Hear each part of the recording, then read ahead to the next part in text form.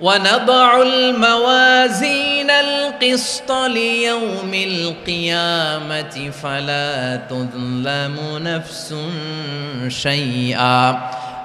আমি কিয়ামতের দিন ন্যায়পরায়ণতার মানদণ্ড স্থাপন করব, যেটাকে আমরা মিজানের পাল্লা বলি। আল্লাহ বলেন ন্যায় বিচারের মানদণ্ড কিয়ামতের ময়দানে আমি আল্লাহ স্থাপন করব। সেদিন কারো প্রতি বিন্দু পরিমাণ, এক চুল পরিমাণ অবিচার করা হবে না, কোনো অবিচার করা হবে না। সেদিন সুশাসন হবে, সুবিচার হবে, ন্যায় পরায়ণতার সাথে বিচার হবে। আওয়াজ করে পড়েন আল্লাহু আকবার। তাহলে প্রিয় ভাইরা, যে তিনটি বিষয়ে আল্লাহ তাআলা আমাদেরকে আদেশ দিয়েছেন, তার প্রথমটা হচ্ছে আদালত, ইনসাফ, সুবিচার, ন্যায় বিচার। এটা আমরা চাই কি চাই না?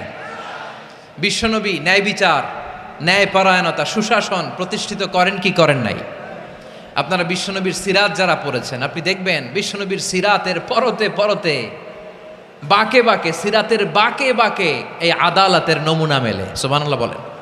ছোট্ট একটা নমুনা রাসূল সাল্লাল্লাহু আলাইহি ওয়াসাল্লামের আসসিরা আল আতরা থেকে ছোট্ট একটা নমুনা আপনাদের খেদমতে এখানে উপস্থাপন করি। বিশ্বনবী সাল্লাল্লাহু আলাইহি ওয়াসাল্লাম মক্কা বিজয় করলেন ৮ম হিজরিতে। মক্কা বিজয় শেষে তিনি কয়েক সপ্তাহ মক্কাতে অবস্থান করলেন। ইন দ্য মিন টাইম মক্কার একটা ভেরি প্রেস্টিজিয়াস অ্যান্ড ডিগনিফাইড ফ্যামিলির নারী চুরিতে ধরা পড়ল। কিসে ধরা পড়ল? সবাই বলেন কিসে? আমাদের সমাজে আসেনি এটা? আছে? ছোট না বড়?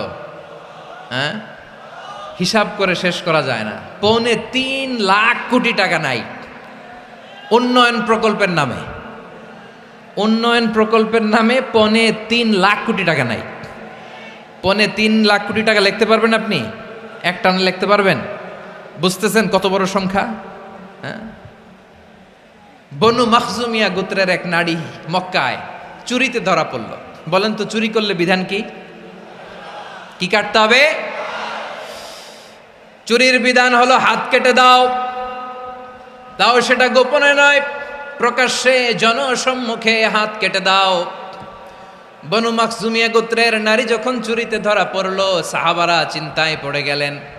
সবেমাত্র মক্কার লোকেরা কালিমা পড়ে মুসলমান হয়েছে, ইসলামের আইন কানুন তেমন জানে না, ইসলামী শরিয়ার সাথে বেশি পরিচিত নয়। এখন যদি বিশ্বনবী চুরির যেই বিধান এটা যদি কায়েম করে হাত যদি কেটে দেয়, না জানি মক্কার লোকেরা আবার বিগড়ে যায়, না জানি মক্কার লোকেরা আবার মুরতাদ হয়ে যায়, না জানি মক্কার লোকেরা ইসলাম থেকে দূরে সরে যায়।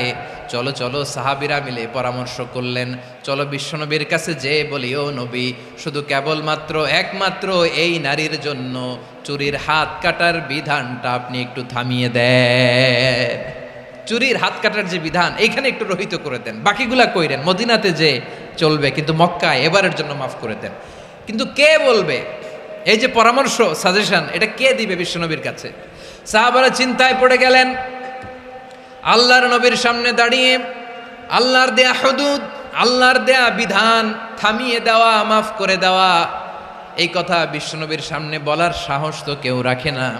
কেউ কেউ বলল, বিশ্বনবীর পালক পুত্র যায়েদ বিন হারেসার সন্তান উসামারে বিশ্বনবী নাতির মতো আদর করে, বড্ড বেশি ভালোবাসে উসামারে। এজন্য সাহাবারা উসামাকে বলতো হিব্বু রাসূলিল্লাহ, বিশ্বনবীর ভালোবাসা। কি বলতো? সাহাবীরা বললেন বিশ্বনবীর ভালোবাসা হিব্বু রাসূলিল্লাহ, উসামারে পাঠাও। উসামারে বিশ্বনবী নাতির মতো স্নেহ করে, মায়া করে, ভালোবাসে। আমরা পারবো না, উসামা পারবে। সবাই মিলে ফুলিয়ে ফুসিয়ে ওসামাকে, ছোট্ট ওসামাকে রাজি করালো। ওসামা এমন এমন কথা যে তুমি বিশ্বনবীর কাছে বলতে হবে, পারবা নাকি? ওসামা বলে পারবো। সাইয়েদনা ওসামা রাদিয়াল্লাহু তাআলা আনহু তরুণ সাহাবী বিশ্বনবীর কাছে গেলেন, যে বললেন, নবী, বনু মাখজুমিয়া গোত্রের এক নারী চুরিতে ধরা পড়েছে, এবারের জন্য কি এই মহিলাটারে মাফ করে দিলে হয় না? এবারের জন্য একটু ক্ষমা করা যায় না নবী? বিশ্বনবী বলেন, আতাশফাউ ফি হাদ্দিম মিন হুদুদিল্লাহ, তোমার এত বড় সাহস উসামা, তুমি আল্লাহর হাত, আল্লাহর দেয়া বিধান, এটার ব্যাপারে সুপারিশ করতে এসেছো? তোমরা কি জানো তোমাদের আগে যত কওম, যত গোত্র, যত জনপদ ধ্বংস হয়েছে তার কারণ ছিল তাদের মধ্যে গরিবরা অন্যায় করলে তারা বিচার করত, আর ধনীরা অন্যায় করলে তারা মাফ করে দিত। খবরদার, ওয়া আইমুল্লাহ, লাউ আন্না ফাতিমাতা বিনতি মুহাম্মাদিন সারাকাত লাকাতা মুহাম্মাদুন ইয়াদাহা। বিশ্বনবী বললেন, ওরে ওসামা, বানু মাখজুমিয়ার ওই প্রেস্টিজিয়াস এন্ড ডিগনিফাইড ফ্যামিলির মেয়ে তো দূর কি বাত, অনেক দূরের কথা।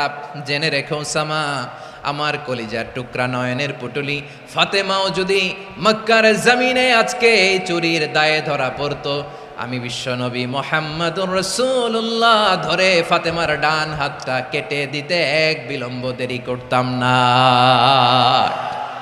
ইন্নাল্লাহা ইয়া'মুরু বিল আদল, আমাদেরকে জাস্টিস শিখায়। পশ্চিমারা আমাদেরকে ইনসাফ শিখায়, আমাদেরকে সুশাসন শিখায়। আর ইনসাফ, সুশাসন, ন্যায় বিচার, সুবিচার, জাস্টিস কারে বলে বিশ্বনবীর বায়োগ্রাফি থেকে জেনে নাও। এই ছিল বিষ্ণু ঈসা ইসলামের আদালতের নমুনা। আপনি যদি সাইয়েদনা ওমর ফারুকের জীবনের দিকে তাকান,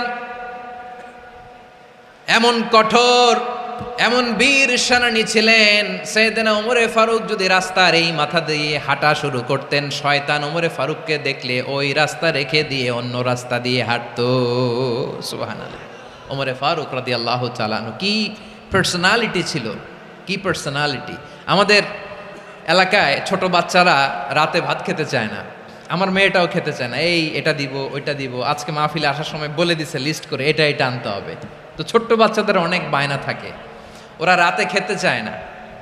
তো মায়েরা বিভিন্ন ভয় দেখায়, এই বাঘ আসবে, বাঘ আসবে খাও, এই ভূত আসবে, ভূত আসবে খাও। আপনারা কি বলেন চট্টগ্রামে?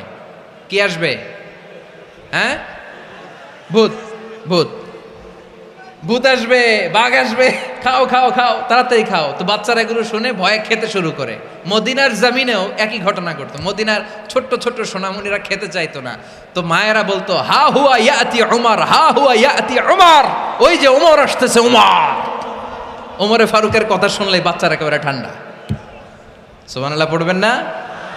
প্রভু তুমি বলেছ রাসূল দেবে না, বলনি দেবে না ওমর, বলনি দেবে না হামজা তারিক, খালিদ বিজয় সমর।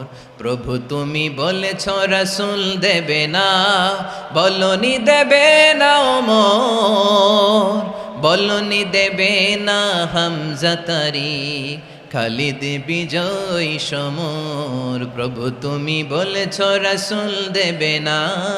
আল্লাহু আকবার। ওমর ফারুক রাদিয়াল্লাহু তাআলা আনহু, ওনার কথা শুনলে গায়ের মধ্যে গুজবাম হয়, গায়ের পশমগুলো দাঁড়িয়ে যায়। সুবহানাল্লাহ বলেন। কি পার্সোনালিটি ছিল, কি ব্যক্তিত্ব ছিল। মুনাফিকরা ওমর ফারুককে জমের মতো ভয় পেতেন। শয়তান, খুদ শয়তান এই রাস্তা দিয়ে আসলে শয়তান অন্য রাস্তা দিয়ে হাঁটতো। ওমর ফারুক রাদিয়াল্লাহু তাআলা আনহুর জীবনে যদি দেখেন, তাহলে সেখানে আপনি আদালতের, ইনসাফের, সুশাসনের, জাস্টিসের নমুনা দেখতে পাবেন। কয়টা শুনবেন? সাইয়েদনা ওমর ফারুকের রাদিয়াল্লাহু তাআলা আনহুর সন্তান আব্দুর রহমান মিশরে মদ খেয়ে মদ্যপ অবস্থায় ধরা পড়েছে। মদ খাওয়ার কারণে, মদ যদি কেউ পান করে আর যদি প্রমাণিত হয়, তার বিচার হলো 80 বেত। আওয়াজ করে বলেন কয় বেত? বাংলাদেশেও তো এই আইন আছে নাকি? বাংলাদেশে আছে? হ্যাঁ, মদ খাইলে 80 বেত, এই আইন বাংলাদেশে চালু হোক। আমরা চাই কি চাই না? চাই সবাই। এজন্যই তো ইসলাম ভাল লাগে না। ইসলামকে ভাল লাগে না। ইসলামকে আউট করে রাখতে পারলেই তো এরকম বড় বড় বোতল খাওয়া যায়। একেবারে সহজ, পানির মতো সহজ, হিসাব একেবারে সহজ। ওমর ফারুক রাদিয়াল্লাহু তাআলা আনহুর ছেলে ভুল করে মদ পান করে ফেলেছিলেন। আব্দুর রহমান, ঘটনা ঘটেছে মিশরে। মিশরের গভর্নর তখন আমর ইবনুল আস রাদিয়াল্লাহু তাআলা আনহু। আব্দুর রহমানের ভাই যে গভর্নরকে বলল, গভর্নর যদি একটু দয়া করেন, খলিফার ছেলে আমার ভাই আব্দুর রহমান মদ্যপ অবস্থায় ধরা পড়েছে, জনসম্মুখে যদি আপনি বেত্রাঘাত করেন আমাদের প্রেস্টিজ থাকে না, যদি 80 বেত আপনি মারেন আমার কোনো কথা নাই, কিন্তু ঘরের ভেতরে মারেন। আব্দুর রহমানের ভাইয়ের সুপারিশ শুনে সাইয়েদনা আমর ইবনুল আস রাদিয়াল্লাহু তাআলা আনহু রাজি হয়ে গেলেন। ঘরের ভেতরে লোকচক্ষুর আড়ালে 80 বেত তিনি মানলেন। কিন্তু ঘটনাক্রমে এই কথা লুকিয়ে লুকিয়ে ঘরের ভেতরে আশিবেত মারার কথা সাইয়েদনা ওমর ফারুক মদিনা থেকে জানতে পারলেন। মদিনা থেকে তিনি ফরমান জারি করলেন, এই বিচার যেমনটি আমর ইবনুল আস আদায় করেছে এটা প্রকৃতপক্ষে আদায় হয় নাই। আসো সবাই মদিনায় আসো, আমর ইবনুল আস মদিনায় আসো, আব্দুর রহমানও আসো, সবাই আসো, জনসম্মুখে এই বিচার কার্যকর করতে হবে। সাইয়েদনা ওমর ফারুক মসজিদে নববীর পিলারের মধ্যে নিজের ছেলেকে বাঁধলেন, আবার জনসম্মুখে ৮০টা বেত তার গায়ের মধ্যে মারলেন। মাজমুয়ে ফাতাওয়া লিবনি তাইমিয়া রাহিমাহুল্লাহ উনি এটা নকল করেছেন। এটা সবচেয়ে বিশুদ্ধ মত, আরো অনেক মত আছে। মারা গেছে কবরের উপর, ওগুলো বাদই দিলাম। কেমন খালিফা ছিলেন, কেমন খালিফা! পশ্চিমারা তোমরা জাস্টিস আমাদেরকে শেখাও, ইনসাফ কারে বলে সুশাসন আমাদেরকে তোমরা শিখাও। ওমর ফারুক রাদিয়াল্লাহু তাআলা ওই বিচারকে তিনি ধর্তব্য মনে করেন নাই। মদিনাতে এনে আবার জনসম্মুখে আবার ৮০ বেত মেরেছেন। মিশরে ওমর ফারুক রাদিয়াল্লাহু তাআলা আমর ইবনুল আসকে গভর্নর করে পাঠালেন। সেখানে আমর ইবনুল আসের ছেলে একটা প্রতিযোগিতায় রানার আপ হয়েছে। এক মিশরি সেখানে চ্যাম্পিয়ন হয়েছে। রানার আপ বুঝতে পেরেছেন তো? রানার আপ সেকেন্ড হয়েছে, এক মিশরি হয়েছে চ্যাম্পিয়ন প্রথম। কিন্তু গভর্নরের ছেলে ও জিততে পারে নাই, ও রাগে ওই মিশরির গায়ের মধ্যে কয়েকটা লাঠি দিয়ে বাড়ি মেরেছে। মিশরি যে মদিনাতে ওমর ফারুকের কাছে বিচার দিলেন, আপনার গভর্নরের ছেলে অন্যায়ভাবে আমার গায়ে হাত তুলেছে। সাইয়েদনা ওমর ফারুক আবার ফরমান জারি করলেন, আসো মদিনাতে আসো। মিশরীকে ডাকলেন।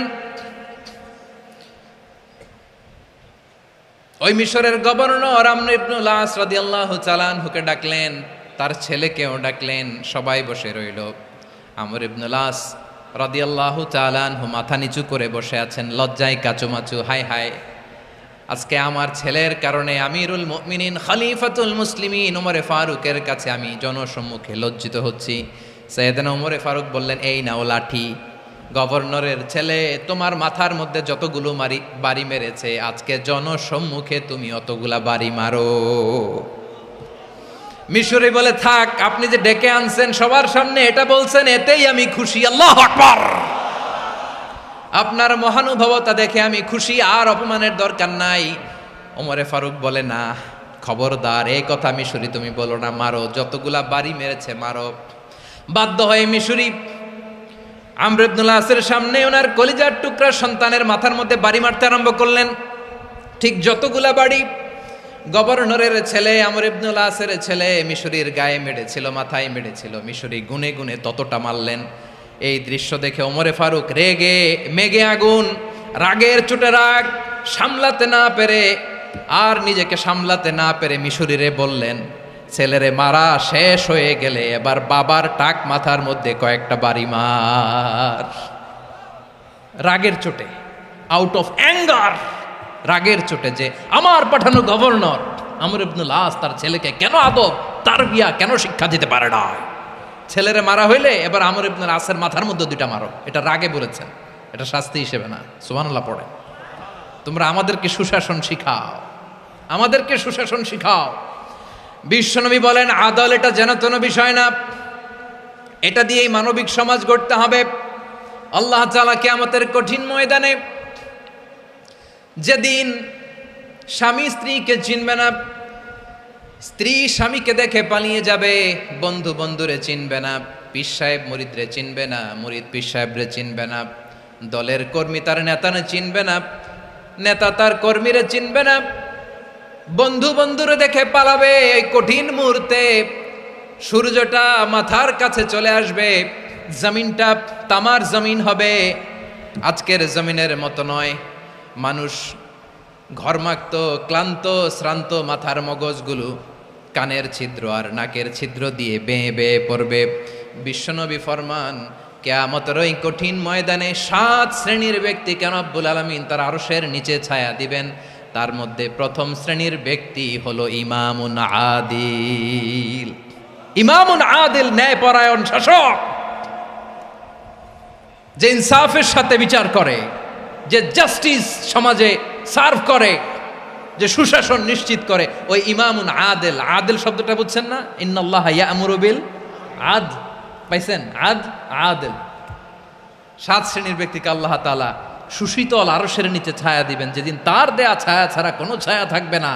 এর প্রথম হচ্ছে ইমামুন আদেল, ন্যায়পরায়ণ শাসক। চিল্লায় বলেন সুবহানাল্লাহ। আবার বিশ্বনবী বললেন, ইন্নাল মুকসিতিনা ইনদাল্লাহি আলা মানাবিরা মিন নূর আন ইয়ামিনির রহমান। কিয়ামতের দিন যারা ন্যায় পরায়ণ হিসেবে আল্লাহর সামনে দাঁড়াবে, কিয়ামতের দিন রব্বুল আলামিন তার আরশের ডান দিকে ওই ন্যায় পরায়ণ লোকদের জন্য আরশের ডান দিকে একটা নূরের মিম্বারে তাদেরকে বসার সুযোগ করে দিবে। আল্লাহর আরশের ডান দিকে ন্যায় পরায়ণ লোকদের জন্য আল্লাহ তাআলা নূরের মিম্বার বানাবে। 4টেখানে কথা মনে করেছেন? আল আদাল, জাস্টিস।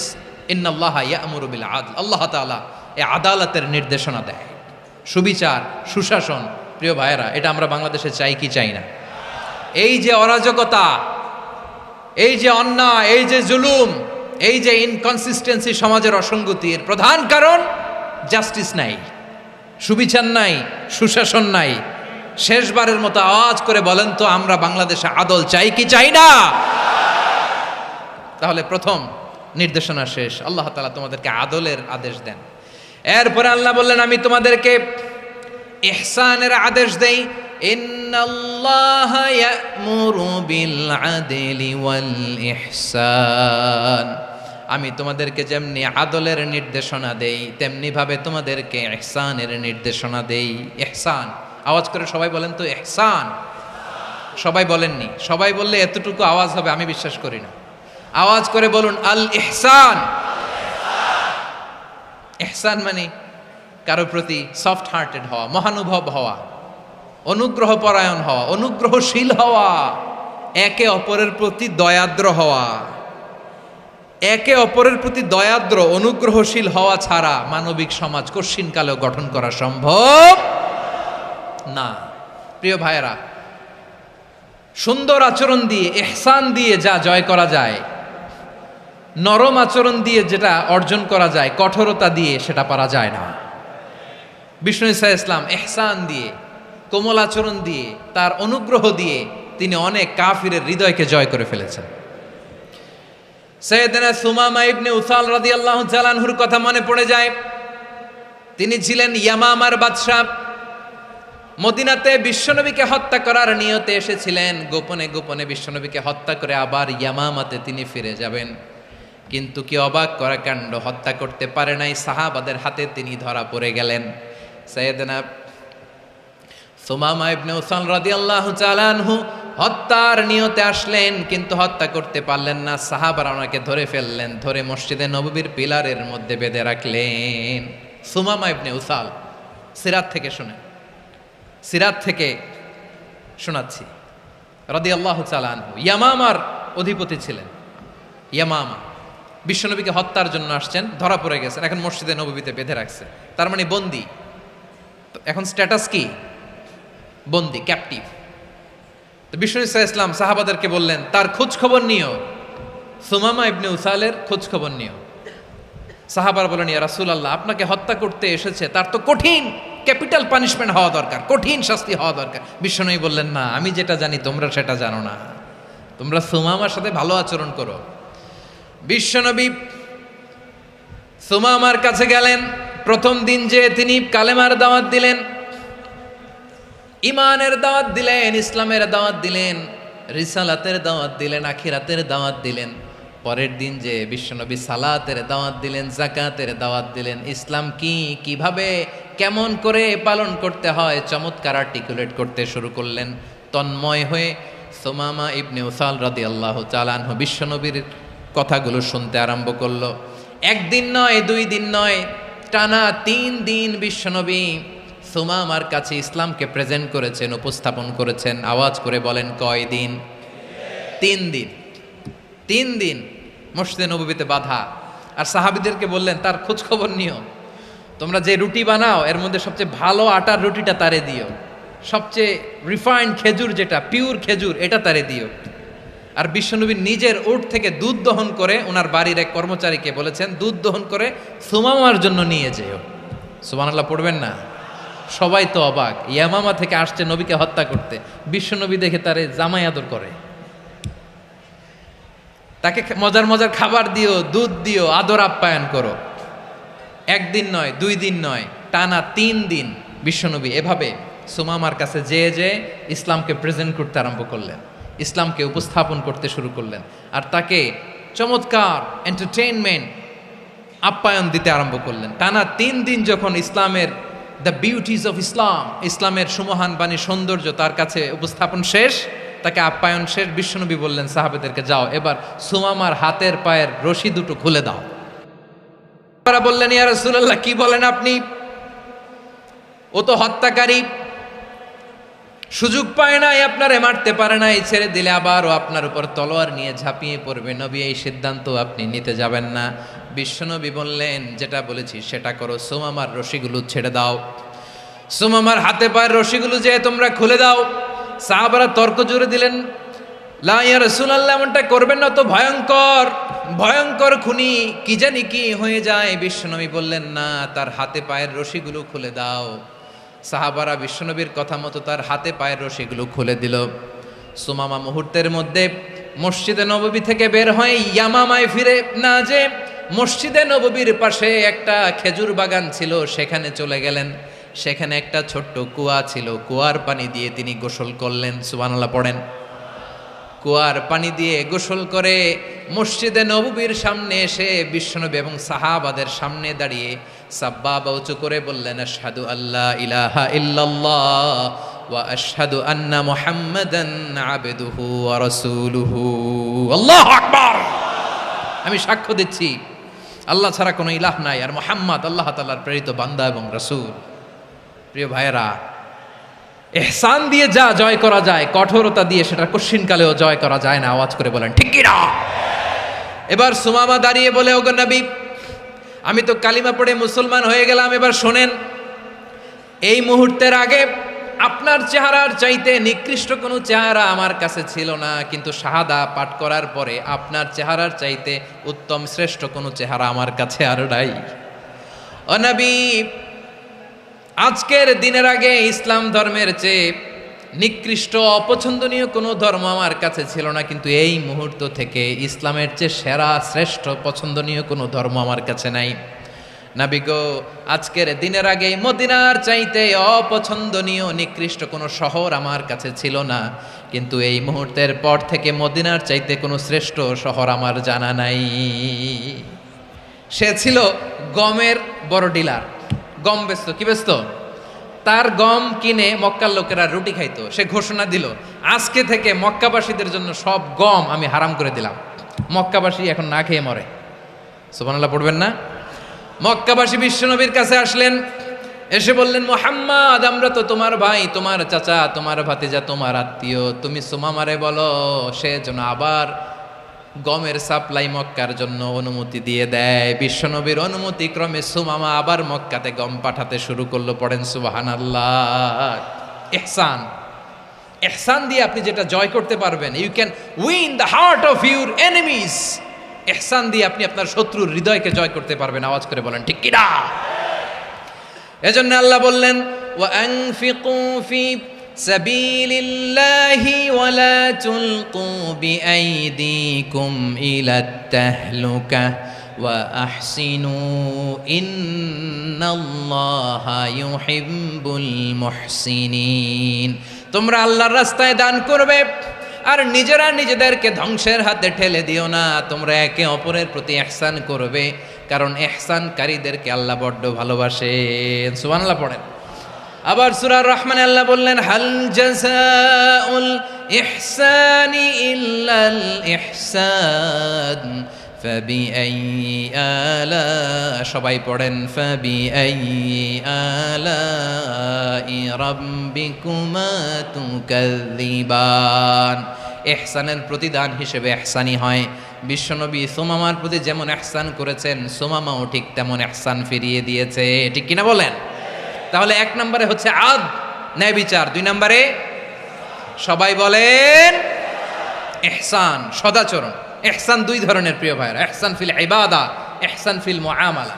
ইহসান ফিল ইবাদা হচ্ছে একাগ্র অনুভবে ইবাদতে ডুব দেওয়া, এর নাম ইবাদতের ইহসান। সুবহানাল্লাহ পড়ে। বিশ্বনবী বলেন ইহসান মানে কি জানো নাকি? হাদিসে জিবরিলে সাইয়েদনা জিবরিল আলাইহিস সালাম বিশ্বনবীকে বললেন আখবিরনি আনিল ইহসান। নবী আমাদেরকে বলেন ইহসান মানে কি? বিশ্বনবী বললেন আনতা আবুদাল্লাহা কাআন্নাকা তারাহু ফাইন লাম তাকুন তারাহু ফাইন্নাহু ইয়ারাক।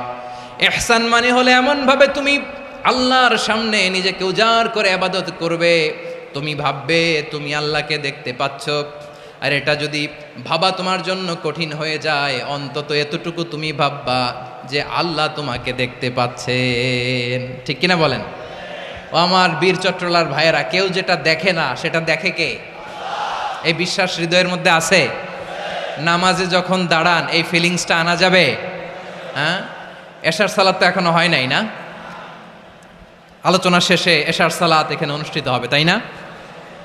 আচ্ছা বলুন তো, আমরা এশার সালাত পর্যন্ত বেঁচে থাকবো এই গ্যারান্টি আছে কার কার? হাত তোলেন। কয়েকজন হাত তুলছে পেছনে, না বুঝে তুলে ফেলছে। এশা পর্যন্ত যে আমরা হায়াত পাবো কোনো গ্যারান্টি আছে? সবাই আওয়াজ করে বলেন গ্যারান্টি আছে? গ্যারান্টি নাই। এই জন্য বিষ্ণু ইসলাম বলেছে এমন ভাবে নামাজে দাঁড়াও, ইবাদত করো, মনে করো হতে পারে এটাই আমার জীবনের শেষ নামাজ। পারফর্ম দ্য সালাহ as if this is your last and final prayer. এমন ভাবে সালাতে দাঁড়াও, ভাবো হতে পারে এটাই তোমার জীবনের শেষ নামাজ। এমন ভাবে নামাজে দাঁড়াও, ভাবো এটাই শেষ নামাজ। তাহলে নামাজে একাগ্রতা বাড়ায় দিবে কে? ফলে ইবাদতের ইহসান আমাদের অর্জিত হবে। আর মুআমালাতে ইহসান হলো, বিশ্বনবী বলেন ইন্নাল্লাহা তাবারাকা ওয়া তাআলা কাতাবাল ইহসানা আলা কুল্লি শাই ফাইদা কাতালতুম ফাআহসিনুল কিতলা ওয়া ইযা যাবাহতুম ফাআহসিনুয যাবহা ওয়ালিয়ুহিদ্দা আহাদুকুম শাফরাতাহু ওয়ালিয়ুরিহ যাবিহাতাহু। ইহসান দুই ধরনের। আওয়াজ করে বলতে হবে কয় ধরনের? সবাই বলুন আওয়াজ করে, কয় ধরনের? একটা হচ্ছে ইহসান ফিল ইবাদা, ইবাদতে ইহসান। ইবাদতে ইহসান কি? একাগ্র অনুভব দিয়ে ইবাদত করা, মন প্রাণ দিয়ে ইবাদত করা। আর মুআমালাতে ইহসান কি? সব কাজে, দৈনন্দিন কাজে, কর্মে, সামাজিক অ্যাক্টিভিটিতে কোমলতা প্রদর্শন করা, অনুগ্রহের সাথে সবকিছু করা। আল্লাহ তাআলা ইন্নাল্লাহা তাবারাকা ওয়া তাআলা কাতাবাল ইহসানা আলা কুল্লি শাই, তিনি সব কিছুর ব্যাপারে ইহসানকে আবশ্যক করেছেন। সব কিছুতে মুমিনের সব কাজে ইহসানের পরশ থাকবে। ওয়া ইযা কাতালতুম ফাহসিনুল কিতলা, বিশ্বনবী বলেন তুমি যখন কাউকে হত্যা করো ইহসানের সাথে করো। সুবহানাল্লাহ পড়বেন না? যখন হত্যা করো তখনও ইহসানের সাথে। আচ্ছা হত্যা করবো আবার ইহসান আসবে করতে করে, তো মেরেই ফেলবো আমি। আল্লাহ, ও ভাই একজন খুন করেছে, খুনি, রাষ্ট্রীয় আইনে তার শাস্তি হয়েছে ডেথ পেনাল্টি, মৃত্যুদণ্ড। এখন মৃত্যুদণ্ড দেখে আপনি যেমনি মন চায় তেমনি মারবেন লোকটারে? ওর নাক কেটে ফেলতে পারবেন? ওর কান কাটতে পারবেন? ওর চোখ উপড়ে ফেলতে পারবেন আপনি? যেমন মন চায় তার অঙ্গহানি করা যাবে না। ইহসানের সাথে তাকে হত্যা করো। সুবহানাল্লাহ, this is Islam, this is the true essence of Islam. ওয়া ইযা যাবাহতুম ফাহসিনুয যাবহা, যখন জবাই করবে তখনও ইহসানের সাথে জবাই করো। করবো জবাই, ওইখানেও নাকি ইহসান। আচ্ছা কুরবানির দিন আমরা পশুগুলোরে কি করি বলেন সবাই আওয়াজ করে? জবাই। জবাই মানে তো এটার মেরেই ফেলতেছি, একটু পরে তো টুকরো টুকরো করে গোশতগুলো খাবো, এটা তো খাবো, এটা তো মেরেই ফেলবে। বিষ্ণু বলে না, জবাইয়ের মধ্যেও মুমিনের জবের ভেতরেও ইহসানের পরশ থাকা চাই। যখন জবাই করবে প্রাণীটাকে হাত পা টাইট করে বেঁধে নাও, ছুরিটাকে শার্পেন করে নাও, ধারালো করে নাও, যাতে অল্প সময়ে জবাইটা হয়ে যায়, প্রাণীটা যাতে কম কষ্ট পায়। সুবহানাল্লাহ পড়ে। দিস ইজ কল্ড ইহসান। ইহসান আল্লাহ তাআলা যেমনি আদলের আদেশ করেছেন, ন্যায় বিচার, জাস্টিস এনশিওর করতে বলেছেন, সমাজে ইহসানের ব্যবহার, ইহসানের অনুশীলন তিনি করতে বলেছেন। এজন্য মুমিনের প্রতিটি কাজে, আমার চট্টগ্রামের ভাইয়েরা আমার দিকে তাকান, খেয়াল করে শুনুন, মুমিন জীবনের প্রতিটি কাজে ইহসানের পরশ থাকা চাই। আমরা যেন আমাদের পরিবারের প্রতি ইহসান করি, আমরা যেন আমাদের কর্মচারীদের প্রতি ইহসান করি, আমরা যেন আমাদের কলিগদের প্রতি ইহসান করি, আমরা যেন আমাদের ভাইদের প্রতি ইহসান করি। মুমিন জীবনের প্রতি কাজে ইহসানের পরশ থাকার দরকার আছে না নাই? কথা বুঝতে পেরেছেন? তাহলে আল্লাহ তাআলার 3টা আদেশ ছিল, কয়টা গেল? ভুলে গেছে, ভুলে গেছে চট্টগ্রাম। 3টা আদেশের মধ্যে কয়টা বললাম? প্রথমে কি ছিল? আদল। 2 নম্বরে, 3 নম্বরে রব্বুল আলামিন বললেন ওয়া ইতা ইদিল কুরবা, নিকটাত্মীয়দেরকে দান করো। নিকট আত্মীয়দেরকে দাও, যারা তোমাদের ব্লাড কানেকশনের আত্মীয় তাদেরকে তোমরা দাও। এখানে জেনারেলি বললেন দাও, কি দিব সেটা তিনি এখানে বলেন নাই, সেটা তিনি সূরাতুল ইসরার মধ্যে বলেছেন। আল্লাহ বলেন ওয়া আতিদাল কুরবা হাক্কাহ, নিকট আত্মীয়দেরকে তাদের অধিকার, তাদের প্রাপ্য তোমরা বুঝিয়ে দাও। দেখেন, একটা শান্তির সমাজ, একটা সমৃদ্ধ সমাজ, একটা মানবিক সমাজ গঠনের জন্য আল্লাহ তাআলা বেশি না, মাত্র 3টা অর্ডার, 3টা ভার্ডিক্ট তিনি জারি করেছেন। 1 নাম্বার সুশাসন, ন্যায় বিচার। 2 নাম্বার ইহসান। 3 নাম্বার নিকটাত্মীয়, যারা কাছের, তোমার ভেরি ক্লোজ রিলেশনশিপে আছে, তাদেরকে দাও। দাও, দিলে বাড়িয়ে দেয় কে? অনেকে দিতে চায় না, কৃপণতা করে। দিলে বাড়ায় দেয় কে?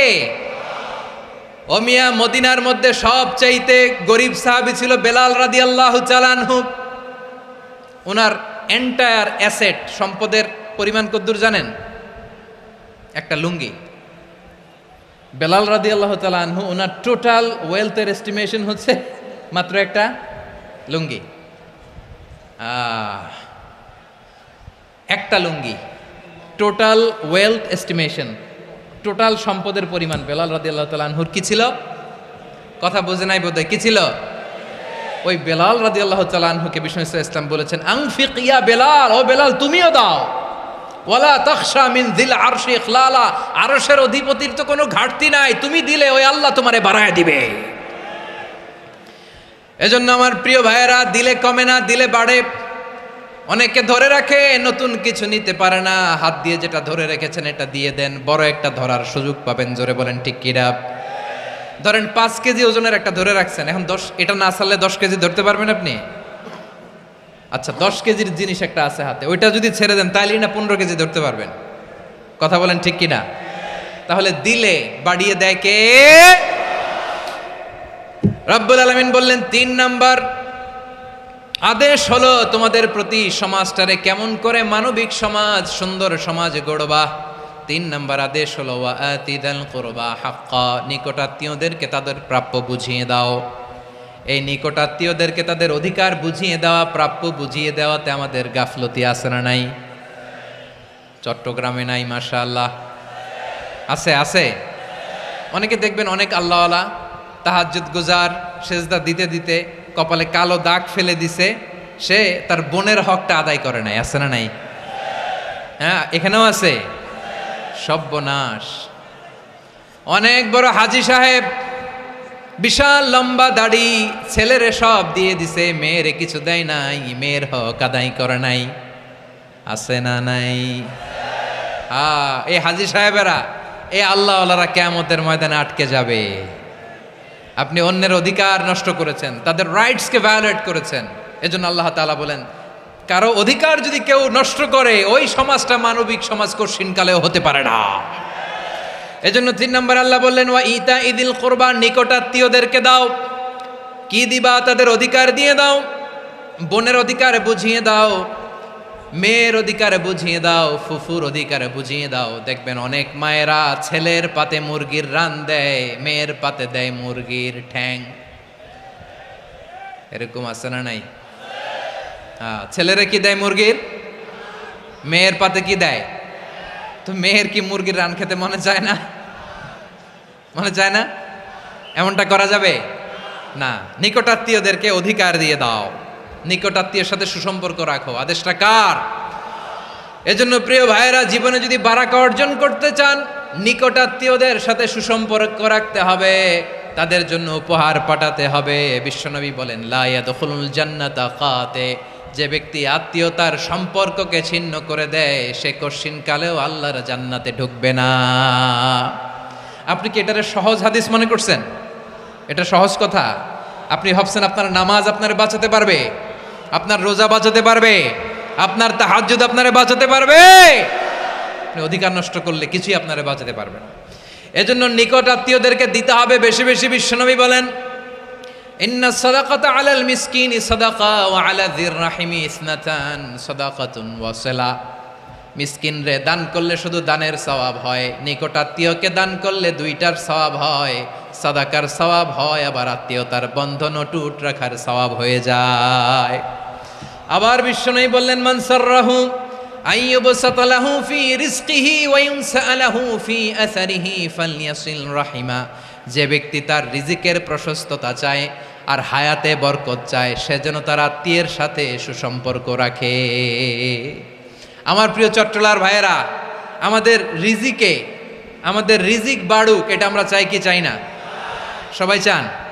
হ্যাঁ, আমাদের রিজিকে প্রশস্ততা আসুক, চাই কি চাই না?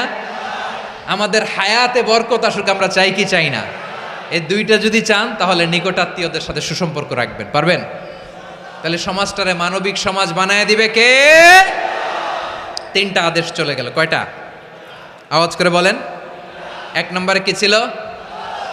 2 নম্বরে, 3 নম্বরে নিকট আত্মীয়দেরকে দান।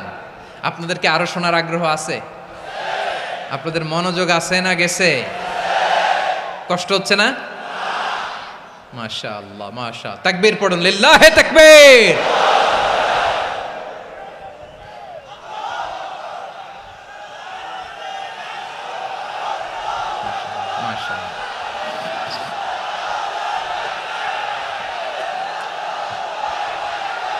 আমার প্রিয় ভাইয়েরা, আল্লাহ তাআলা তিনটা জিনিসের যেমনি আদেশ করেছেন, অনুরূপভাবে তিনটা বিষয় তিনি বারণ করেছেন, নিষেধ করেছেন। ওগুলোর কাছেও যাওয়া যাবে। শুনবেন। রাব্বুল আলামিন বলেন, ওয়ায়ানহা আনিল ফাহশাই ওয়াল মুনকারি ওয়াল বাগি। আমি যেমনি তিনটি বিষয়ে আদেশ করলাম, অনুরূপভাবে তিনটি বিষয়ে বারণ করলাম, নিষেধ করলাম। আমার 1 নাম্বার নিষেধাজ্ঞা হলো অশ্লীলতার প্রতি। ফাহশা, ওয়ায়ানহা আনিল ফাহশা। আল্লাহ তাআলা অশ্লীলতাকে নিষেধ করেছেন। কোন জিনিসকে? সবাই বলুন, কোন জিনিসকে? যত ধরনের, যত টাইপের, যত ক্যাটাগরির অশ্লীলতা হতে পারে, সব অশ্লীলতাকে হারাম করেছেন কে? ফাহশা মানে কি?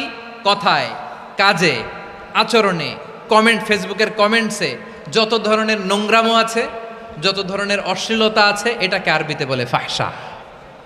এটাকে কি বলে?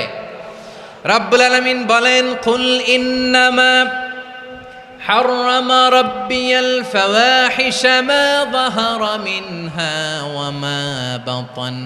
ও নবী, আপনি বলে দেন, আমার রব প্রকাশ্য, অপ্রকাশ্য, স্পষ্ট কিংবা অস্পষ্ট, দৃশ্যমান কিংবা অদৃশ্যমান সব অশ্লীলতাকে হারাম করেছেন। সব ধরনের অশ্লীলতা হারাম, সব ধরনের। আল্লাহ তাআলা আমাদেরকে অশ্লীলতা থেকে বাঁচান, অশ্লীলতা থেকে তিনি আমাদেরকে হেফাজত করুক। পড়েন আমিন। এবার বলেন, আমাদের সমাজে অশ্লীলতা আছে না নাই? চট্টগ্রামে নাই? আমি কই নাই, ওনারা বলে আছে। দেখছেন, আমি সামহাও বাঁচায় দেওয়ার ট্রাই করতেছি, ওনারা বলে আছে। অশ্লীলতা নানা ভাবে, নানা নামে, নানা মোড়কে আমাদের সমাজে আছে না নাই?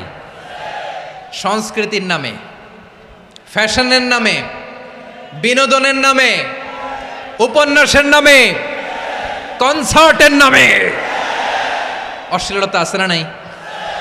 আপনি দেখেছেন কনসার্টগুলোর অবস্থা?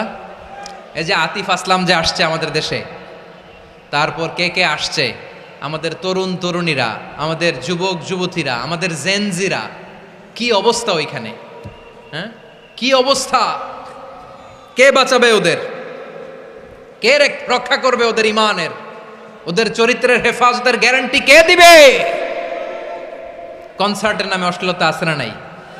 ছেলে মেয়ে একে অপরকে জড়ায় ধরতেছে, একে অপরকে চুমো খাচ্ছে, প্রকাশ্যে, দিবালোকে, গণমানুষের সামনে। আল্লাহ তাআলা এই অশ্লীলতা থেকে আমাদেরকে বেঁচে থাকতে বলেছেন। রূপালী জগতের নামে অশ্লীলতা আছে না নাই? এই টার্মটা আপনারা জানেন না? রূপালী জগৎ কি জগৎ? আসলে কি রূপালী জগৎ না অন্ধকার জগৎ? আমার বোনেরা, আপনাদেরকে যে কি বলে তারা বুঝায়, রূপালী জগৎ শুনেই আপনি ভরকে যাবেন না। রূপালী জগতে যে নারী যত বেশি উলঙ্গ সে নাকি তত বেশি সাহসী। জানেন, বলে এটা একটা সাহসী নারী, খুব সাহসী পদক্ষেপ তার। যত বেশি শরীর থেকে কাপড় নামাতে পারবে, যত বেশি বস্ত্রহীন হয়ে নিজেকে প্রেজেন্ট করতে পারবে, সে নাকি তত বেশি সাহসী। আমার চট্টলার ভাইয়েরা, শয়তানের প্রথমে এজেন্ডা ছিল বনি আদমকে বস্ত্রহীন করা। সে আদম এবং হাওয়া আলাইহিস সালামকে নিষিদ্ধ গাছের ফল খাইয়ে তাদেরকে বস্ত্রহীন করেছে। এই জামিনেও সে আমাদেরকে বস্ত্রহীন করতে চাইবে। এই রূপালী জগতের নামে তারা এটা করে। আমার প্রিয় বোনেরা, আপনি জানেন না আপনার দাম কত। ওরা আপনাদেরকে বিজ্ঞাপনের সস্তা পণ্য বানাতে চায়। ওরা আপনাদেরকে ওদের ভোগের লিপসার টুলস বানাতে চায়। ওরা আপনাদেরকে দিয়ে ওদের খায়েশ পূরণ করতে চায়। এটা আপনাদের জন্য মোটেও ডিগনিটি নয়, এটা আপনাদের জন্য সম্মান নয়। আপনার সম্মান শালীনতায়, আপনার সম্মান হেজাবে, আপনার সম্মান ভদ্রতায়, আপনার সম্মান আপনার ডিসেন্ট পোশাকে। পোশাক বলে দেয় এই নারীটা ভদ্র না অভদ্র। পোশাক বলে দেয় এই মেয়েটা কোন ঘরের মেয়ে। আওয়াজ করে বলেন ঠিক কিনা? আপনি জানেন না, আপনারা এই সস্তা পণ্য বানায়, ভোগের পণ্য, বিলবোর্ডে আপনাকে উলঙ্গ করে উপস্থাপন করে। এই অশ্লীলতার সাথে ইসলামের কোনো সম্পর্ক। এজন্য আল্লাহ বলেন, আমি অশ্লীলতাকে হারাম করেছি। অশ্লীলতাকে হারাম করার প্রথম কারণ হলো এর মাধ্যমে মানবতাকে অপমানিত করা হয়। কারণ মানুষের সম্মান মানুষের পোশাকে।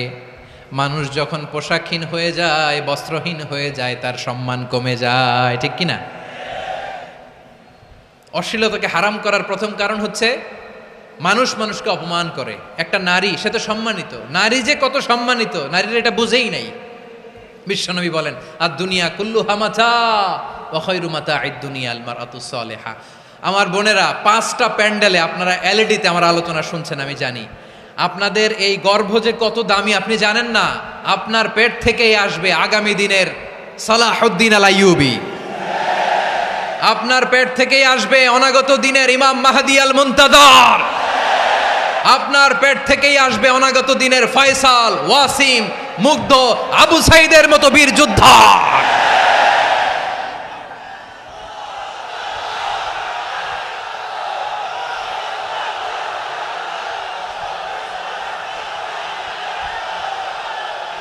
আমার প্রিয় বোনেরা, আমার প্রিয় বোনেরা, বিশ্বনবীর কথার ওজন খেয়াল করেন। আর দুনিয়া কুল্লুহা মাতা ওয়া খায়রু মাতা'আদ দুনিয়া আল মারআতুস সালিহা। দুনিয়ার সবকিছুই অ্যাসেট, এর মধ্যে সবচেয়ে দামি অ্যাসেট নেককার নারী। আপনার গর্ভ যে কত দামি আপনি জানেন না। নিজের সময়টাকে কাজে লাগান, কোরআন পড়েন, সুন্নাহ পড়েন। আপনার অনেক দায়িত্ব ঘরে। You are the MD of your family. একটা family it's a very big institution. পরিবার একটা অনেক বড় প্রতিষ্ঠান। And you are the MD of your institution. আপনি এই পরিবারের MD, managing director of your family. এখানে আপনার কত দায়িত্ব। আপনি ছেলেমেয়েদেরকে তারবিয়া করবেন। আপনি আপনার স্বামীর জন্য ঘরটারে জান্নাতের নীর বানাবেন। আপনার জন্য জান্নাতের ডুপ্লেক্স বাড়ি ওইখানে তৈরি করে রাখবে কে? আপনি যে কত দামি আপনি জানেন না। নারীদেরকে আল্লাহ বানিয়েছেন উচ্চতর করে, নিম্নতর নয়। নারীদেরকে ছোট্ট জিনিস দিলে এটার বড় করে দেয়। নারীদেরকে ভ্রূণ দিলে, শুক্রাণু দিলে নারী এটারে বাচ্চা হিসেবে উপহার দেয়। ঠিক কিনা? বিয়ের মাধ্যমে স্বামী যখন তার শুক্রাণু তার স্ত্রীকে উপহার দেয়, স্ত্রী রিটার্নে কি উপহার দেয়? ফুল ফর্ম বেবি, মানব সন্তান। দেখছেন, আপনি দিলেন একটুক, উনি দিছে বিশাল। আপনি যদি নারীকে বাজার এনে দেন, নারী এটাকে সুস্বাদু খাবারে রূপান্তর করে দেয়। আপনি তাকে একটা মুচকি হাসি দিয়ে দেন, সে তার কলিজা দিয়ে দেয়। কিন্তু যদি আপনি তার মনে কষ্ট দেন, সে আপনার জীবনকে জাহান্নাম বানায়া দেয়। খবর আছে, নারীর মন বুঝতে পারলে নেয়ামত, বুঝতে না পারলে কিয়ামত। ঠিক কিনা বলেন? আমার প্রিয় বোনেরা, আপনি যে কত দামি আপনি জানেন না। জানেন না আপনি কত দামি, অনেক দামি আপনি। আপনাদেরকে যেন ভোগের সস্তা পণ্য বানাতে না পারে, আপনাদেরকে সচেতন থাকতে হবে, সজাগ থাকতে হবে, কনসার্ন থাকতে হবে। শয়তানের ওই হাতছানির দিকে আর নজর দেওয়া যাবে না। তাহলে কেন আল্লাহ তাআলা এই ফাহশা অশ্লীলতাকে হারাম করলেন? 1 নাম্বার, এতে হিউম্যান ডিগনিটি কমে। 2 নাম্বার, এতে মানুষের অধিকার নষ্ট হয়। আপনি বিয়ে করেছেন, এরে পরকিয়া করেন, ওর সাথে এরকম আছে না নাই? স্ত্রীর অধিকার নষ্ট করেছেন। আপনি বিবাহ সম্পর্কে আবদ্ধ হয়েছেন, তার সাথে আপনি পরকিয়া করেন ওই ছেলের সাথে, আপনি আপনার হাজবেন্ডের সাথে বিট্রে করেছেন। এজন্য আল্লাহ অশ্লীলতাকে হারাম করেছেন। অশ্লীলতাকে হারাম করার আরেকটা কারণ হচ্ছে আল্লাহ তাআলা এই হিউম্যান জেনারেশনকে এটাকে প্রিজার্ভ করতে চায়। হিফজুন নাসল, এটা মাকাসিদুশ শরিয়ার অনেক গুরুত্বপূর্ণ একটা মাকাসিদ, অনেক গুরুত্বপূর্ণ। আপনার নাসল, আপনার জেনারেশনকে সংরক্ষণ করা। এই যে আসতেছে ফেব্রুয়ারি, কত ফেব্রুয়ারি জানো? এটা কি বিশ্ব ভালোবাসা দিবস? হ্যাঁ, কি দিবস? এই বিশ্ব ভালোবাসা দিবসের সাথে মুসলমানদের কোনো সম্পর্ক নাই। আমার প্রিয় ভাইরা, এই যে আপনি অবৈধ সম্পর্কে জড়ালেন, কেন আল্লাহ অশ্লীলতাকে হারাম করেছে দেখেন। বলতেছিলাম যে এটা আপনার নাসল, আপনার জেনারেশন, আপনার লিনিয়েজ, আপনার বংশকে প্রিজার্ভ করা। কে কার বাবা, কে কার মা, বাবা মা জানা, প্রজন্মকে প্রিজার্ভ করা, এটা ইসলাম ওয়াজিব করে দিয়েছে। এই যে অবৈধ সম্পর্কের কারণে, বিশ্ব বেহায়া দিবসের কারণে, এগুলোর আউটকাম, আউটপুট হিসেবে মাঝে মাঝে এই ঢাকা মেডিকেলের ডাস্টবিনে নবজাতকের বাচ্চার কান্নার আওয়াজ শুনতে পাওয়া যায়। চট্টগ্রাম মেডিকেলের ডাস্টবিনে নবজাতকের কান্না শুনতে পাওয়া যায়। বীর চট্টলার মুসলমানেরা বুঝতে পারলে আওয়াজ করে বলেন, এই যে চট্টগ্রাম মেডিকেলে যে নবজাতকটা পাওয়া গেল, ওর বাবাকে আমাকে বলেন, ওর বাবাকে, ওর মাকে, ও কোন ফ্যামিলির সন্তান কেউ জানে? আপনি হিউম্যান ডিগনিটিকে অপমান করেছেন না? আপনি তার ভবিষ্যৎকে অন্ধকার করেছেন না? আপনি তার লিনিয়েজকে প্রশ্নবিদ্ধ করে দিয়েছেন না? এই জন্য আল্লাহ তাআলা অশ্লীলতাকে আমাদের জন্য হারাম করে দিয়েছেন। পড়েন সুবহানাল্লাহ। এই জন্য রাব্বুল আলামিন বলেন, কুল ইন্নামা হাররামা রাব্বিয়াল ফাওয়াহিশা মা যাহারা মিনহা ওয়া মা বাতান। প্রকাশ্য অপ্রকাশ্য সব অশ্লীলতাকে হারাম ঘোষণা করে দিয়েছে কে? আবার দুনিয়ার বুকে যারা অশ্লীলতার প্রসার করে তাদের জন্য শাস্তি মজুদ রেখেছে কে? রব্বুল আলামিন বলেন, ইন্নাল্লাযীনা ইউহিব্বুনা আন তাশিআল ফাহিশাতু ফিল্লাযীনা আমানু লাহুম আযাবুন আলীমুন ফিদ দুনিয়া ওয়াল আখিরাতি ওয়াল্লাহু ইয়ালামু ওয়া আনতুম লা তা'লামুন। নিশ্চয়ই যারা বিশ্বাসীদের মাঝে অশ্লীলতার প্রচার প্রসার করতে চায় তাদের জন্য আমি মর্মন্তুদ শাস্তি প্রস্তুত করে রেখেছি, দুনিয়াতেও রেখেছি, আখিরাতেও রেখেছি। ঘোষণাটা কার? যারাই নাটকের নামে, সিনেমার নামে, রূপালী জগতের নামে, মুভির নামে, ওটিটি প্ল্যাটফর্মের নামে আমার সমাজে অশ্লীলতা ছড়াতে চায় তাদের জন্য কঠিন মর্মন্তুদ শাস্তি মজুদ রেখে দিয়েছে কে? ও আমার বোনেরা, এখনো আপনি জাগবেন না? এখনো আপনার চিন্তার দুয়ারে এখনো নাড়া পড়ে নাই? ওরা আপনাকে উলঙ্গ বানাতে চায়, ওরা আপনাকে আইটেম গার্ল বানাতে চায়। এজন্য ইসলাম অশ্লীলতাকে হারাম করেছে। হারাম। ইসলাম বলেছে যোজন যোজন দূরে থাকো, ওরা বলে না কাছে আসো, কাছে আসার গল্প, ক্লোজ আপ ওয়ান, কাছে আসার গল্প আছে না নাই? চট্টগ্রামে তো এগুলো নাই মাশাআল্লাহ। হ্যাঁ, এখানেও আছে ক্লোজ আপ ওয়ান, কাছে আসার গল্প। আল্লাহ বলেন ওয়ালা তাকরাবুজ জিনা, কাছেও এসো না, জিনা থেকে যোজন যোজন কিলো দূরে থাকো, ওরা বলে কাছে আসার গল্প। আমার বীর চট্টলার ভাইয়েরা, কাছে আসতে হলে আমরা কোরআনের কাছে আসব, কাছে আসতে হলে নবীর কাছে আসব, কাছে আসার গল্প হবে আমার রবের কাছে আসার গল্প। চিল্লায় বলো ঠিক কিনা?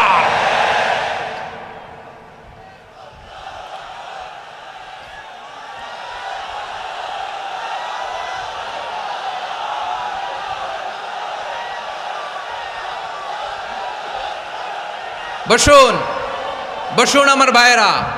তাহলে অশ্লীলতার সাথে আমাদের কোনো সম্পর্ক সবাই বলতে পারেননি, আওয়াজ করে বলুন, অশ্লীলতার সাথে আমাদের কোনো সম্পর্ক। আমরা এই সমস্ত ক্লোজ আপ ওয়ান, কাছে আসার গল্পের প্রোগ্রামে যাব। আমরা কোনো ধরনের অশ্লীল কন্টেন্ট সোশ্যাল মিডিয়ায়, টিভিতে দেখব। কি যুগ যে আমরা কাটাচ্ছি আপনি কল্পনা করতে পারবেন না। পর্ন ইন্ডাস্ট্রি, নারী পুরুষের বস্ত্রহীন যুগল দৃশ্য, এটাকে দিয়ে ওরা কোটি ডলারের ইন্ডাস্ট্রি বানিয়েছে। পুরো মানব ইতিহাসে এরকম জঘন্য সময় মানব ইতিহাস পার করে নাই। পর্ন এটা ইন্ডাস্ট্রি হয়ে গেছে। আমাদের এই যুবকগুলো, জেনজিগুলো, ওদের চরিত্র বাঁচাবে কি করে? কেমন করে হেফাজত করবে ওদের এই মূল্যবান চরিত্র? আমার প্রিয় ভাইরা, এই অশ্লীলতার দ্য লেটেস্ট ভার্সন হচ্ছে LGBTQ,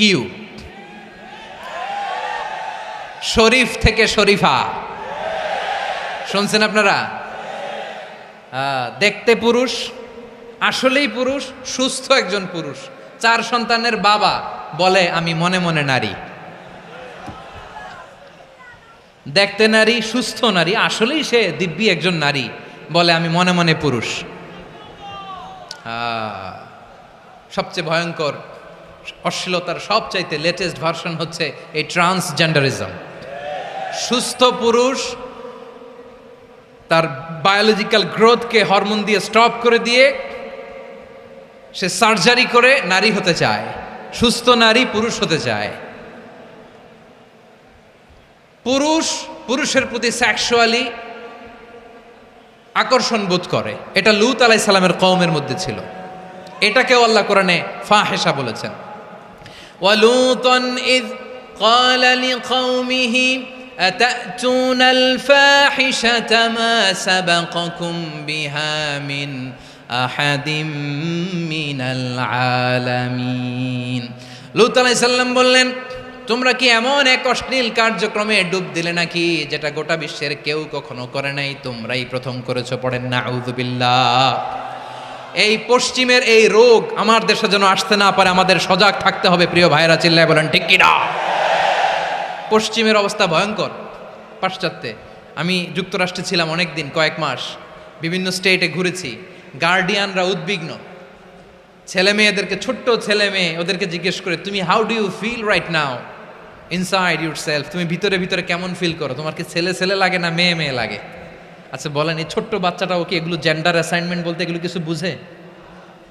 এইভাবে মিসগাইড করা হচ্ছে। কৌতূহলবশত ছোট্ট ছেলে যদি বলে আমার তো মেয়ে মেয়ে লাগে, তখন বলে যে না তুমি মেয়ে, ছেলে না। মা বাবা বাধা দিলে ওকে আলাদা গভর্নমেন্ট হাউসে নিয়ে যায়। ভয়ঙ্করতম অবস্থা। আমরা একটা সময়ে শুনতাম যে হুজুর আমার ছেলেটা খুব ভালো, হাফেজে কোরআন, আল্লাহওয়ালা। হুজুর আমার ছেলে দাড়ি রাখছে, আল্লাহওয়ালা। হুজুর আমার ছেলে 5 ওয়াক্ত সালাত জামাতের সাথে পড়ে, তার মানে আল্লাহওয়ালা। পশ্চিমে যে আমি কি শুনছি জানেন? ওরা বলে হুজুর আমার ছেলেটা ইউনিভার্সিটির একটা মেয়ের সাথে প্রেম করে, ও খুব আল্লাহওয়ালা, হুজুর দোয়া করবেন। এর কারণ ওদের কাছে আল্লাহওয়ালার ক্রাইটেরিয়া হচ্ছে হুজুর আমার ছেলেটা আরেক ছেলেরে পছন্দ করে নাই, আমার মেয়েটা আরেক মেয়েকে ভালোবাসে নাই, এজন্য আমার ছেলেটা আল্লাহওয়ালা, হুজুর ওর জন্য একটু দোয়া করে দিয়েন। কি চ্যালেঞ্জ ওরা ফেস করতেছে। ওনার ছেলে যে আরেক ছেলেরে বিয়ে করবে না, এটাতেই উনি খুশি যে আলহামদুলিল্লাহ আমার ছেলেটা একটা মেয়েরে ভালোবাসে, আমার মেয়েটা একটা ছেলেরে ভালোবাসে, মানে এটা খুব আল্লাহওয়ালা।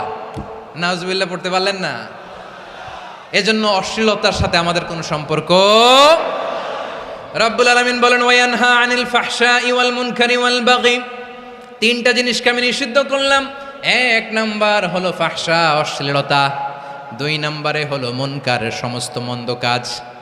আপনাদের মনোযোগ আছে না? শেষ করে দিব? আর 2-1 মিনিট শুনবেন? আচ্ছা বলি তাহলে, আর 2-1 মিনিট।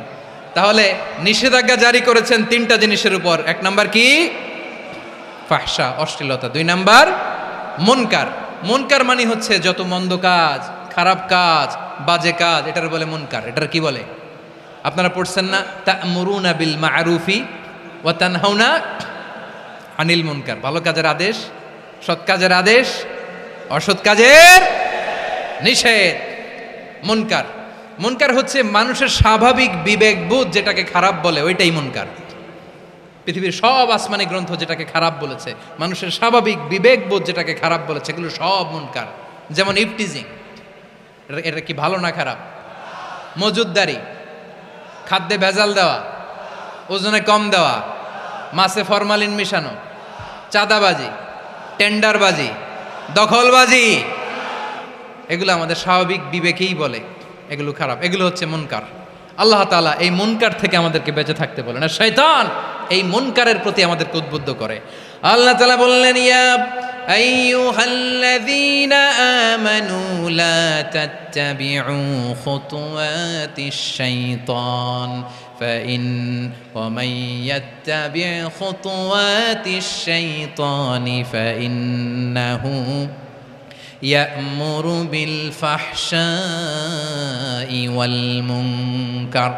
আল্লাহ বললেন, আমার গোলামেরা শোনো শোনো, ও আমার বিশ্বাসী বান্দারা খবরদার, তোমরা কশিনকালেও শয়তানের পদাঙ্ক অনুসরণ করবে না, কারণ শয়তান তোমাদেরকে অশ্লীলতা এবং মন্দ কাজের দিকে উদ্বুদ্ধ করে। আমাদের কাজ হচ্ছে শয়তান আমাদেরকে যেদিকে নিতে চায় আমরা তার উল্টা দিকে যাব, ঠিক কিনা বলে? শয়তান এই মন্দ কাজকে আমাদের কাছে বিউটিফাই করে, চাকচিক্যময় করে আমাদের সামনে উপস্থাপন করে। এজন্য আল্লাহ বলেন, মুনকারকে থামাতে হবে, মুনকার প্রতিরোধ করতে হবে। মুনকার প্রতিরোধের দায়িত্ব শুধু আমাদের নাকি? শুধু আপনার খতিব সাহেবের, ইমাম সাহেবের, নাকি মুসলিম উম্মার সবার? আওয়াজ করে বলুন, মুনকার অসৎ কাজ প্রতিরোধের দায়িত্ব কার?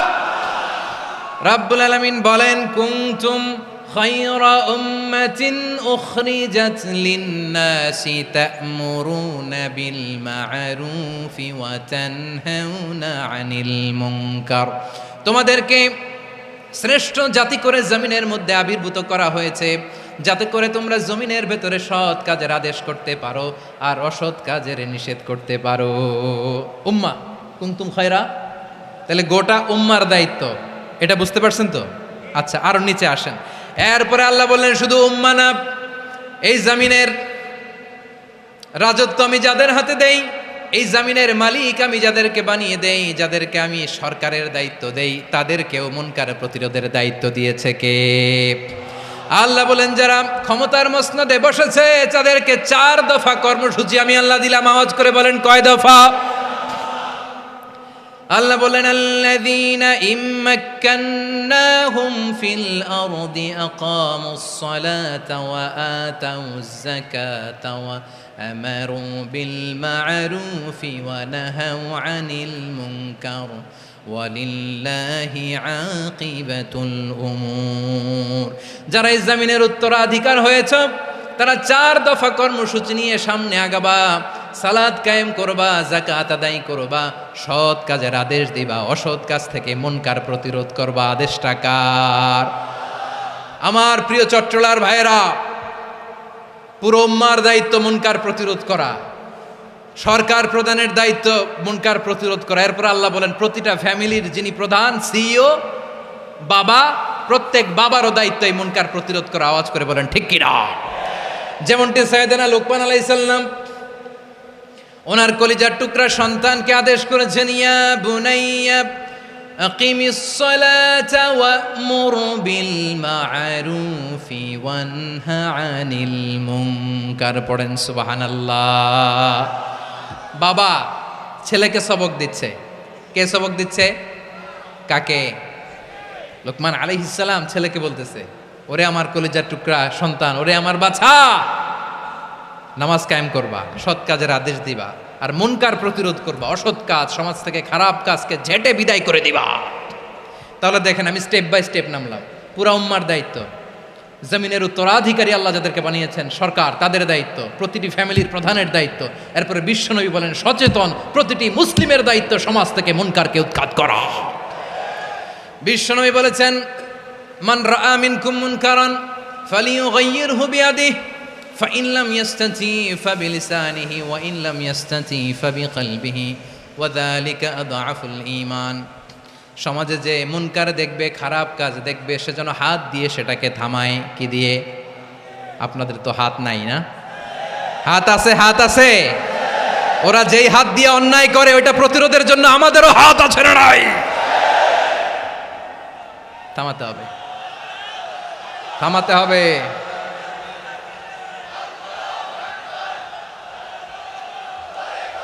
বসুন, আমার প্রিয় ভাইয়েরা, ওরা ওদের যেই হাত দিয়ে টেন্ডারবাজি করে, চাঁদাবাজি করে, ইফটিজিং করে, দখলবাজি করে, যেই হাত দিয়ে, ওই মুনকার থামায় দেওয়ার জন্য আল্লাহর দিয়ে আমাদেরও দুটি হাত আছে না নাই?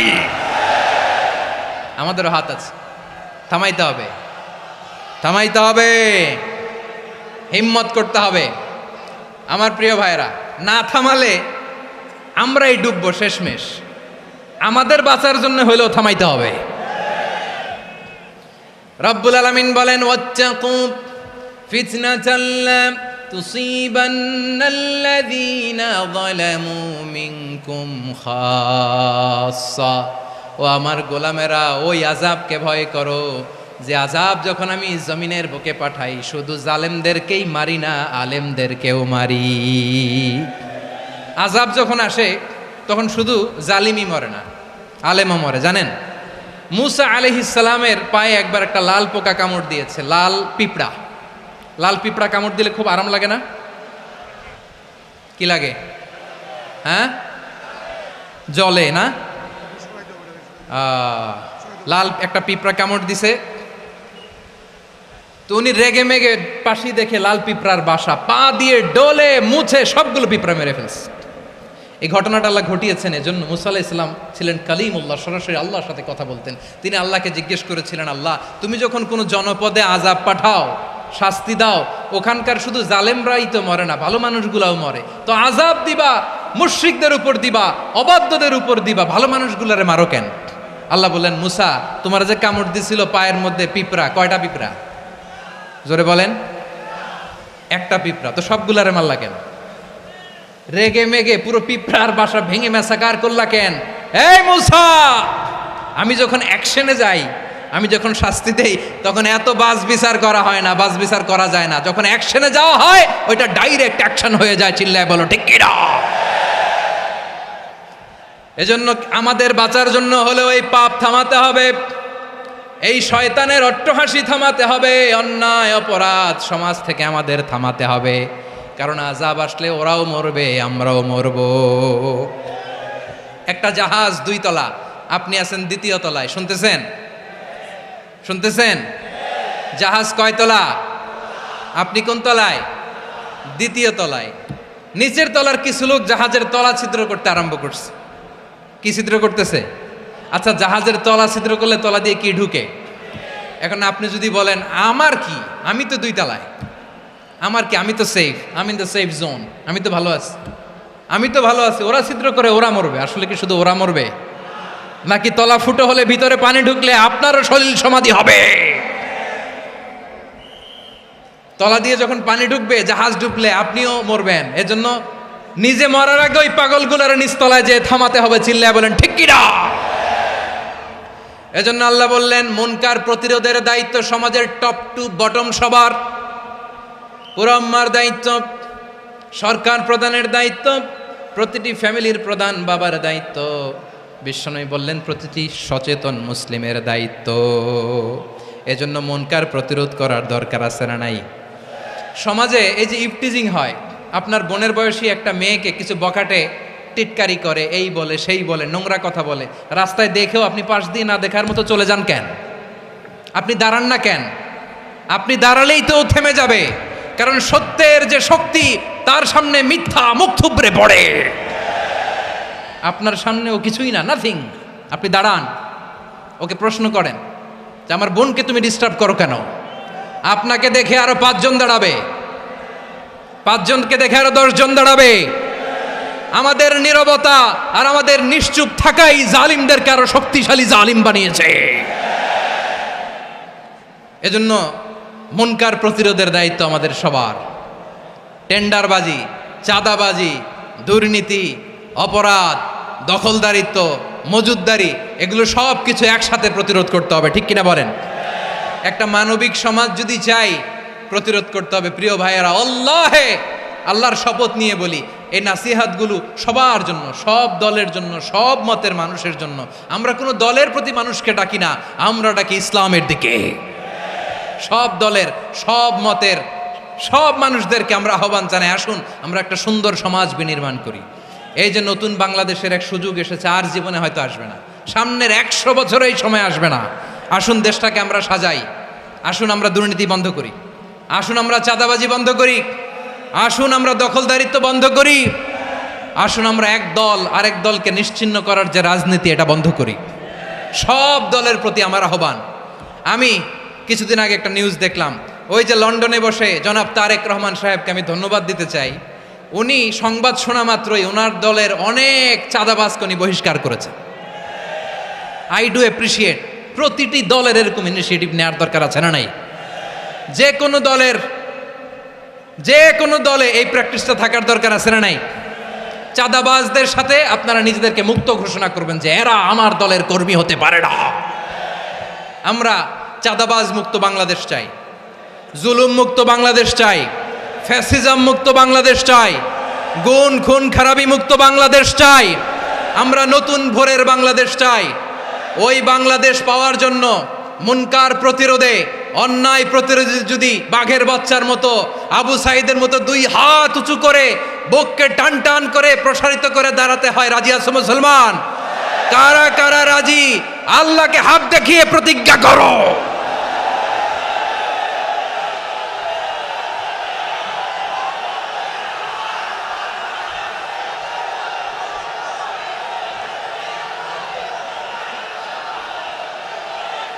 আমার প্রিয় ভাইয়েরা, বসুন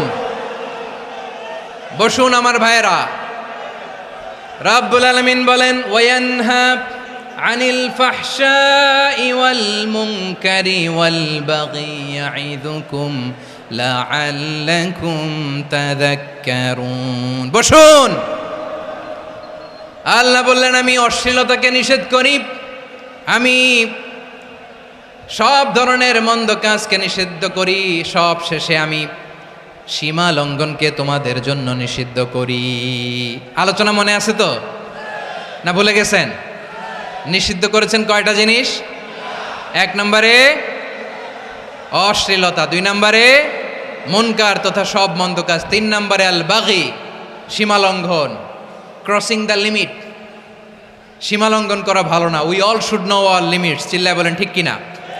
একই আয়াতে আল্লাহ বললেন, কুল ইন্নামা হাররামা রাব্বিয়াল ফাওয়াহিশা মা যাহারা মিনহা ওয়া মা বাতানা ওয়াল ইসমা ওয়াল বাগিয়া বিগাইরিল হক।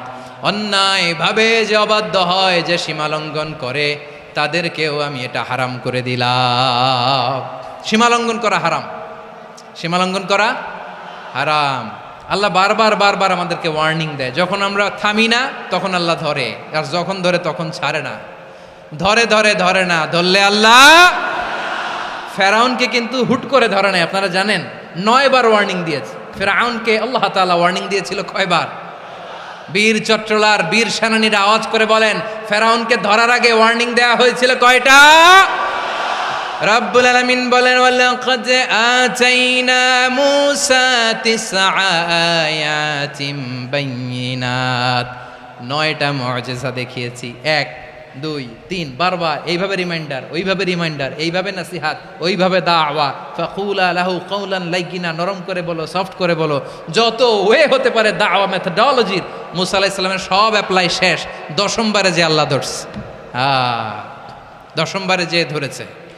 এজন্য আল্লাহ বলেন, আমি সীমালঙ্ঘনকে পছন্দ করি না। কোরআনের অন্য আয়াতে বাগীকে বলা হয়েছে আল ইতিদা।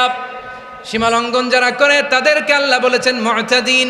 ওয়াকাতিলু ফি সাবিলিল্লাহিল্লাযীনা ইউকাতিলুনাকুম ওয়ালা তা'তাদু ইন্নাল্লাহা লা ইউহিব্বুল মুতাদিন। আমি সীমালঙ্ঘনকারীদেরকে কঠিনকালেও পছন্দ করি না। আমরা যেন সীমালঙ্ঘন না করি। রাজি আছেন তো? যে কোনো ক্ষেত্রে ইবাদতে যেন সীমালঙ্ঘন না করি। অনেকে আমরা ইবাদতে সীমালঙ্ঘন করে ফেলি। বিশ্বনবী সাল্লাল্লাহু আলাইহি ওয়াসাল্লাম যেটা শিখিয়েছেন এর বাইরে যে অতিরিক্ত বুজুর্গ হতে চায়, এরকম আছে না নাই? করা যাবে না, কোনো ক্ষেত্রেই সীমালঙ্ঘন করা যাবে, এমনকি যুদ্ধক্ষেত্রেও না। বিশ্বনবী সাল্লাল্লাহু আলাইহি ওয়াসাল্লাম বলেন, খবরদার যুদ্ধক্ষেত্রেও সীমালঙ্ঘন করো না। কি সুন্দর ইসলাম আমরা পেয়েছি। বিশ্বনবী বলেন, খবরদার যুদ্ধের ময়দানে কোনো নারীর গায়ে হাত তোলো না, কোনো শিশুর গায়ে হাত তোলো না, কোনো গবাদি পশু হত্যা করো না, কোনো শস্যক্ষেত্র ধ্বংস করো না, ইবাদতরত অন্য ধর্মের কোনো সন্ন্যাসীর গায়ে হাত তুলো না। বলেন সুবহানাল্লাহ। তাহলে আমরা সীমালঙ্ঘন করতে পারবো? প্রিয় ভাইরা, একটা সুখী, সমৃদ্ধ, শান্তির সমাজ, মানবিক সমাজ যদি আমরা গঠন করতে চাই, আমাদের আল্লাহর দেয়া কয়টা আদেশ মানতে হবে বলেন দেখি? সবাই বলেন কয়টা? আর বেঁচে থাকতে হবে কয়টা জিনিস থেকে? আওয়াজ করে বলেন কয়টা? আচ্ছা, আদেশ নাম্বার 1 কি ছিল বলেন? আল্লাহর আদেশ কি? 1 নাম্বার আদাল, ন্যায়পরায়ণতা। আমরা সুবিচার, সুশাসন, ন্যায় বিচার চাই কি চাই না? 2 নম্বরে কি ছিল? মাশাআল্লাহ, আওয়াজ করে বলেন 2 নম্বরে কি ছিল? ইহসান, আমরা যেন সবার প্রতি দয়া পরবশ হই, ইহসান করি। 3 নম্বরে কি ছিল? নিকটাত্মীয়দের দান করা, তাদের অধিকার প্রাপ্য বুঝিয়ে দেওয়া। পাশাপাশি 3টা জিনিস থেকে আল্লাহ বারণ করেছেন, নিষেধ করেছেন। তার প্রথমটা ফাহশা, অশ্লীলতা। অশ্লীলতার সাথে আমাদের কোনো সম্পর্ক। আজকের এই ঐতিহাসিক চট্টগ্রামের প্যারেড ময়দান থেকে আমরা যত ধরনের মা তাহারা মিনহা মা বাতান, প্রকাশ্য অপ্রকাশ্য, দৃশ্যমান অদৃশ্যমান, সব অশ্লীলতা থেকে নিজেদেরকে মুক্ত ঘোষণা করলাম। অশ্লীলতাকে আমরা না বলে দিলাম। আওয়াজ করে সবাই বলুন নো। অশ্লীলতার সাথে আমাদের কোনো সম্পর্ক। 2 নম্বর নিষেধাজ্ঞা কি ছিল? আল মুনকার, সমাজের যত মন্দ কাজ এগুলোকে আমরা প্রতিরোধ করব। রাজি আছেন তো সবাই? 3 নম্বরে আল বাগি, সীমালঙ্ঘন। কোন মুসলিম সীমালঙ্ঘন করে না, এমনকি যুদ্ধক্ষেত্রেও না। আওয়াজ করে বলেন ঠিক কি না? রাব্বুল আলামিন শেষে বললেন ইয়াইদুকুম লাআল্লাকুম তাযাক্কারুন, আল্লাহ তোমাদেরকে উপদেশ দেন যাতে তোমরা শিক্ষা গ্রহণ করো। আমরা উপদেশ দেব, আমরা জোর করে কাউরে কিছু মানাতে চাই না। লা ইকরাহা ফিদ্দিন ওয়া যাক্কির ফা ইন্না যিকরা তানফাউল মুমিনিন। উপদেশ দিলে এটা মুমিনদের কাজে দেয়। লাস্তা আলাইহিম বিমুসাইতির ইন্নামা আনতা মুযাক্কির। নবী হে, আপনি রিমাইন্ডার দাতা, আপনি উপদেশ দিবেন। আমরাও বিশ্বনবীর এই হাদিসগুলো থেকে, কোরআনের আয়াত থেকে রিমাইন্ডার, এই কথামালা, বাণীবাহক হিসেবে এই বাণীগুলো আপনাদের সাথে কাছে পৌঁছে দিলাম। আমরা আল্লাহ তাআলার কাছে প্রার্থনা করি, আল্লাহ আমরা যেন আদল দিয়ে আমাদের সমাজকে গঠন করতে পারি। আল্লাহ আমরা যেন ইহসান করতে পারি, আমরা যেন নিকটাত্মীয়দের দান করতে পারি। আল্লাহ যত ধরনের অশ্লীলতা, অনাচার, মন্দ কাজ, সীমালঙ্ঘন, অবাধ্যতা থেকে যেন আমরা বেঁচে থাকতে পারি। আল্লাহ তাআলা আমাদের সবাইকে কথাগুলো বোঝার ও আমল করার তৌফিক দান করুক।